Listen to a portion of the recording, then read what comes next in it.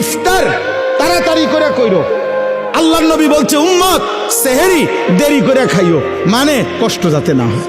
ইফতার করো তাড়াতাড়ি, যাতে সময় হইছে সাথে সাথে ইফতার করো, এর মধ্যেই বরকত। সাহারি দেরি করো, যেন লাস্ট টাইমে নিয়ে খাও, কোনো অসুবিধা নাই, যাতে করে তোমার কষ্টের মাত্রাটা কম হয়। মানে সব মিলাইয়া রব্বুল আলামিন চেয়েছেন আমার বান্দার যেন আরাম হয়, কষ্ট না হয়। ইউরিদুল্লাহু বিকুমুল ইউসরা ওয়ালা ইউরিদু বিকুমুল উসরা। একদিকে তো সহজ করার জন্য এত ব্যবস্থাপনা করেছেন, আবার আরেক দিকে নেকি।